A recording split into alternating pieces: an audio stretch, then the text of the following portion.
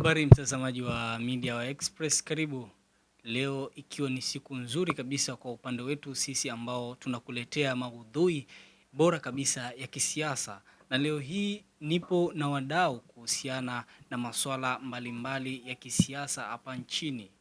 Langu jina ni Hassan Magulumali, niko na mbunge wa zamani wa Daruso, Bwana Meshaki Sichone.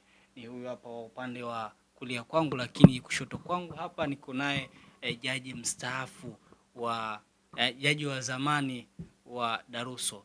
Tunataka kujadili leo kuhusiana na mwenendo wa kisiasa nchini, hasa kuelekea uchaguzi mkuu mwaka huu 2025. Mada inasema ni nini kifanyike kuelekea uchaguzi mkuu 2025. Tumeona uchaguzi mdogo ambao umepita mwaka jana, mengi yametokea, mengi yamefanyika, lakini kuna nini ambacho kinatakiwa kiongezeke kwenye uchaguzi huu mkubwa wa 2025? Karibuni sana. Asante ndugu mtangazaji.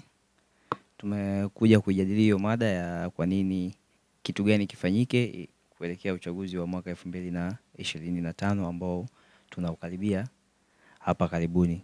Kwa hiyo tupo tayari kujadili mada hii na tupo timamu kabisa kujadili mada hii. Asante. Kwako Arish, wewe umejipanga vipi kuhusiana na hii mada ambayo tumeleta leo hii mezani? Asante mwandishi. Kwa upande wangu nimejipanga vizuri, na kwa kuwa tuko hapa pamoja tutaidadavua vizuri hii mada ya nini kifanyike kuelekea uchaguzi mkuu. Asante mwandishi. Mtazamaji, kama unavyotazama hapa, watu wako tayari kwa ajili ya kukuletea yaliyo bora kabisa, na sisi tunasema kila kilicho bora kinatokana na mawazo mazuri ya vijana na utimamu wa kila mtu katika ubongo wake. Sasa tunakwenda moja kwa moja kwako Meshaki. Ni hatua gani muhimu zinapaswa kuchukuliwa kuelekea uchaguzi mkuu 2025? Kwanza mimi ninachokiona kuelekea 2025 katika uchaguzi huu wa nchi, kitu cha kwanza ambacho kinabidi kifanyike kwa sasa, kwanza ni kuwa na vyama vya siasa ambavyo vinatoa sera iliyotimamu kwa wananchi. Lakini cha pili, kitu kingine ni wanachama wa chama husika kulizika na wagombea wao ambao wanaenda kuwapitisha kwenye kura za maoni. Lakini kitu kingine ni kuwa na uchaguzi huru na uchaguzi wa amani, kwa sababu kupitia vyama hivi na miaka yote tumeshuhudia kwamba uchaguzi kidogo unakuwa na changamoto kutokana na vyama pinzani vinakuwa vinaleta wagombea ambao sio sahihi na wagombea ambao hawana tuseme, tunaweza tukasema hawana utimamu kwenda kugombea.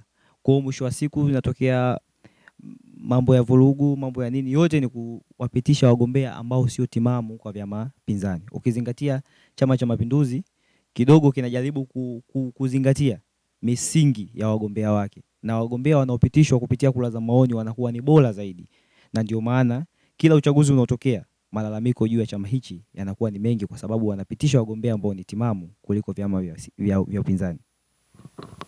Kwa nini unasema vyama vya upinzani vinapeleka wagombea ambao sio timamu, ingawa wanachama wa chama hiko wamempigia kura huyo mgombea kwa kura za maoni na kuhakikisha anaenda kugombea hiyo nafasi na uhakika kabisa yuko vizuri katika kushiriki uchaguzi? Tunachokisema kwamba hawa wagombea wanakuwa sio timamu, kwanza katika chama chao wao wenyewe wanakuwa hawakubaliani katika kura za maoni. Na naweza nikakurudisha nyuma ndugu mtangazaji, katika uchaguzi wa chama walichokifanya, mfano Chama cha Demokrasia na Maendeleo Chadema, wenyewe katika chama chao katika kuwapambania wagombea wao ambao nafasi ya mwenyekiti alikuwa ni Mheshimiwa Mbowe pamoja na Mheshimiwa Lissu, wapo baadhi ya wanachama ambao walikuwa wakikaa wanazungumza kwamba mgombea fulani hana sifa ya kuwa mgombea. Mfano Mheshimiwa Lissu, watu walikuwa wanasema ni mlopokaji ndani ya chama chao, lakini leo hii ndio mwenyekiti. Kwa hiyo ndani ya chama chao hawaamini wagombea wao, na ndio maana tunasema kwamba wagombea wa vyama pinzani wengi hawana utimamu wa kugombea. Na ndio maana ukiangalia mikoa mbalimbali na nafasi wanazozishika, ukienda kuangalia mikoa walioishika vyama pinzani, ni maendeleo machache sana ambayo yanafanywa ndani ya hayo majimbo, na ukifuatilia wakuu wa wilaya na wakuu wa mikoa ndio wanaoshikilia hayo majimbo nje yao wabunge wa vyama pinzani. Nirejee pia kwenye uchaguzi wa Chadema kama ulivyorejea wewe unavyosema, walisema Lissu ni mropokaji. Alishika nafasi mbalimbali hasa kwenye ubunge akiwa upinzani. Aliweza kufanya mambo mbalimbali, nikukumbushe kama tukio ambalo aliwahi kulifanya kipindi kile kwenye mgodi. Aliwatetea wafanyakazi wa pale na kuweza kufanya mambo yaliyo yawe sawa kabisa. Lakini kulikuwa na uchaguzi 2025, 2020 walimsimamisha Tundu Lissu kugombea urais. Unafikiri ilikuwa ni bahati mbaya ya Lissu kusimama nafasi ile? Kwa chama chao Chadema, Lissu alikuwa anatosha. Mpaka wanaenda kumpitisha kuwa mgombea wa urais alikuwa anatosha. Lakini kwa chama chao nadhani kuna watu ambao wapo ndani ya chama chao walikuwa hawahitaji Lissu kuwa mgombea. Na ndio maana hata tulipofika kwenye uchaguzi wao mkuu, Lissu kafanya makubwa sana nchi. Ni mwanasheria mzuri. Lakini kwenye chama chao waliona hatoshi. Na ndio maana ilipofika kipindi cha uchaguzi wa chama wakaona hatoshi na wakaanza kusema ni mlopokaji, ni mtu ambaye hana msimamo katika chama. Na wakahisi kwamba ni mtu atakaye kipeleka chama chao kubaya. Kwa naamini kwamba Chadema wenyewe, Chama cha Demokrasia na Maendeleo, hawaamini wagombea wao wanaowapitisha. Na ndio maana leo hii baadhi ya wagombea ambao walikuwa ni nguli katika siasa katika nchi hii, ukimwangalia Mchukaji Msigwa leo hii kahama kaenda Chama cha Mapinduzi. Kwa nini? Kwa sababu hakuna misingi mizuri katika chama chao. Na ndio maana wanahama. Ni wabunge wengi sana ambao wanahama kutoka Chama cha Demokrasia na Maendeleo, vyama tofauti tofauti, ACT, CUF. Tukiangalia waheshimiwa mbalimbali wanaohama kutoka vyama hivyo wanahamia Chama cha Mapinduzi, ni kukosa misingi mizuri ya chama chao. Na ndio maana leo unawaona wapo ndani ya Chama cha Mapinduzi. Kwa Lissu sio mgombea mbaya na sio kiongozi mbaya, ila wao ndani ya chama chao hawamwamini. Natamani tuendelee kuidadavua hiyo mada hapo, lakini ngoja turudi kwanza kwa Arish hapa, yeye atuambie anafikiri ni hatua gani muhimu zinatakiwa kuchukuliwa ili kuelekea uchaguzi mkuu. Wewe binafsi una maoni gani kuona hatua gani zinatakiwa zichukuliwe? Kwa upande wangu mimi, kwanza kabisa, ili serikali kama serikali kuna hatua muhimu ambazo zinatakiwa zichukuliwe, ambazo hatua hizo kwanza kabisa tunasema ili uchaguzi mkuu uweze kwenda kufanyika lazima kuwe na uboreshaji wa daftari la kudumu. Katika uboreshaji wa daftari la kudumu tunaona tayari hilo swala limeshafanyika siku chache za nyuma hapa, uboreshaji wa daftari la kudumu tayari umefanyika. Lakini pia katika hivi vyama vyote, sisi ndani ya chama chetu cha CCM tunaona tayari tumekuwa na ilani yetu mpya, ambao ilani ya kazi na utu, ambao tunasema tunasonga mbele. Katika hii ilani yetu tunaona moja kwa moja ni ilani ambayo itatupeleka na itatufikisha sisi sehemu pazuri. Lakini tunaposema kwamba serikali inabidi ifanye vitu gani? Ifanye vitu gani katika kuhakikisha kwamba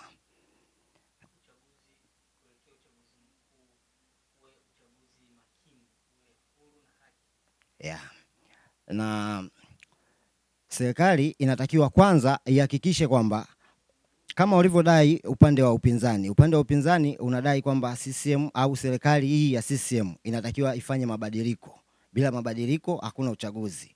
Na kupitia mama yetu Mheshimiwa Rais Samia Suluhu amehakikisha kwamba kupitia vyombo vyake ambavyo vipo vinasimamia uchaguzi vimefanya mabadiliko mbalimbali katika kuelekea uchaguzi huu. Kwa mfano, tunaona kuna mabadiliko ambayo yamefanyika kutoka katika ile tume ambayo ilikuwepo tokea kipindi cha nyuma. Sasa hivi kuna tume huru ya uchaguzi ambayo imeandaliwa upya, ambayo tume hii ni mabadiliko makubwa kuelekea uchaguzi huu.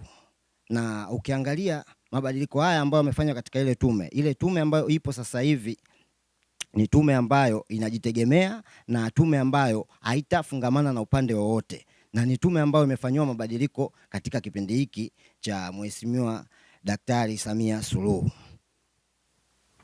Lakini licha ya mabadiliko ya jina, uchaguzi uliopita tumeona kuna mambo mengi yamejitokeza na lawama nyingi ambazo zimejitokeza, hasa wapinzani wakilalamika kuibiwa kura. Unafikiri kubadilika kwa jina peke yake kunatosha kufanya mabadiliko ya uchaguzi kuwa huru na haki? Ya, kunatosha. Na kuhusu wapinzani kwamba wanaibiwa kura, sio swala la kweli, kwa sababu mpaka matokeo yanatoka kwa mgombea husika, aidha mgombea wa udiwani ama mgombea wa ubunge ama mgombea wa urais, mpaka matokeo yanatoka, maana yake kwanza kabisa tukienda kitakwimu kwa Tanzania, chama cha CCM ni chama chenye wanachama wengi Tanzania hii. Kwa hiyo kwa kula ambazo mbunge ama diwani ama rais anatajiwa kwamba ameshinda kwa kula kiasi fulani, ni kula ambazo zinakuwa halali ukilinganisha na wanachama ambao wapo katika chama hiko. Na wapinzani wanapolalamika kwamba wanaibiwa, sio kweli, wanakuwa hawatoshi katika hizo nafasi, na ndio maana tunaona wanashindwa kukompiti na wale wagombea wa chama chetu cha CCM. Wagombea wetu ni wagombea ambao wako vizuri na wanatosha, na ndio maana tunaona kila wakati wanashinda. Lakini kuna kukatwa kwa majina kwa hao ambao wagombea wa vyama pinzani, na uchaguzi uliopita tuliona asilimia kubwa ya uchaguzi waliosimama ni kutoka chama tawala, na umesema kuna uhuru na haki kutokana na tume kubadilishwa kuitwa Tume Huru ya Uchaguzi. Kwa nini majina ya wapinzani peke yake yakatwe na sio ya CCM?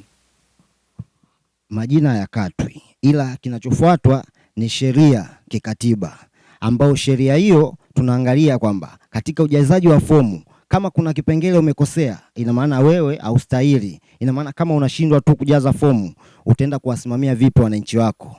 Yaani kitu kidogo tu kimekushinda, kujaza fomu tu imekushinda, wewe unaenda kusimamia vipi wananchi wako? Kwa hiyo moja kwa moja sio kwamba wagombea walikuwa wamekatwa, walikuwa hawana hizo sifa. Mgombea anakosea kujaza fomu, fomu yake hajaijaza vizuri, lazima hataondoshwa katika mchakato moja kwa moja. Kwa hiyo inamaanisha kwamba wagombea wote wa upinzani hawana uelewa wa kujaza fomu ambayo wagombea wa CCM wanaweza kuijaza? Sijamaanisha hivyo, lakini unapofika wakati wa kuchukua fomu, serikali ama tume huru ya uchaguzi huwa inatoa taratibu zake katika zile fomu ambazo wagombea wanatakiwa wazichukue na namna gani ya ujazaji wa zile fomu. Hivyo inavyotokea kwamba mgombea amechukua ile fomu na akaenda kujaza anavyojisikia yeye, ndipo hicho kitu kinatokea. Lakini sijamaanisha kwamba wagombea wa upinzani hawana uwezo huo ama uelewa wa kujaza zile fomu, ila kuna vitu ama vipengele wanavikosea wakati wa ujazaji zile fomu, na ndio maana hayo mambo mengi yanatokea hivyo.